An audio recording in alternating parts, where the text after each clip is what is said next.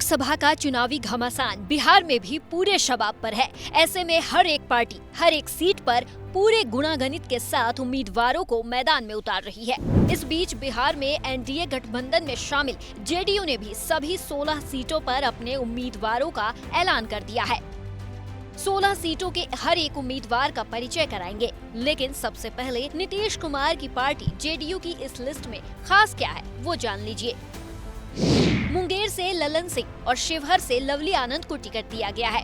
2024 के चुनावी घमासान में जेडीयू के ज्यादातर उम्मीदवार रिपीट हैं। सिर्फ सिवान, सीतामढ़ी, शिवहर और किशनगंज में नए प्रत्याशी उतारे गए हैं। 6 पिछड़ा, 5 अति पिछड़ा, 1 महादलित, 1 मुस्लिम, 3 सवर्ण को टिकट दिया गया है। 16 उम्मीदवारों की लिस्ट में 2 महिलाएं शामिल हैं। वहीं जेडीयू ने इन्हें दिया है टिकट। मुंगेर से ललन सिंह को, बांका से गिरधारी यादव को, सुपौल से दिलेश्वर कामत, मधेपुरा से दिनेश चंद्र यादव, जहानाबाद से चंदेश्वर चंद्रवंशी, वाल्मीकि नगर से सुनील महतो, पूर्णिया से संतोष कुशवाहा, कटिहार से दुलाल चंद गोस्वामी, गोपालगंज से आलोक सुमन, भागलपुर से अजय मंडल को, वहीं नालंदा से कौशलेंद्र कुमार को, झंझारपुर से रामप्रीत मंडल को।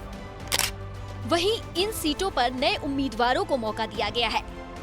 सिवान से विजय लक्ष्मी को, शिवहर से लवली आनंद को, सीतामढ़ी से देवेश चंद्र ठाकुर को, तो किशनगंज से मास्टर मुजाहिद आलम को।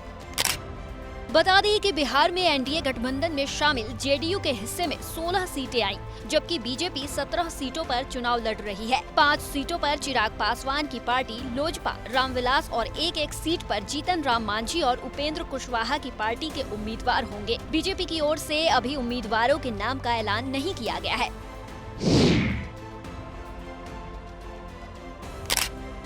2019 के लोकसभा चुनाव में एनडीए को बड़ी जीत मिली थी। पिछले चुनाव में जेडीयू और बीजेपी ने 17 सीटों पर चुनाव लड़ा था। एलजेपी 6 सीटों पर चुनाव लड़ी थी। इसमें बीजेपी 17 में 17 सीट जीत गई थी। जेडीयू 16 सीट पर जीती थी। इसके साथ ही एलजेपी भी 6 सीटों पर जीत हासिल की थी। महागठबंधन की ओर से कांग्रेस एकमात्र सीट किशनगंज में जीती थी।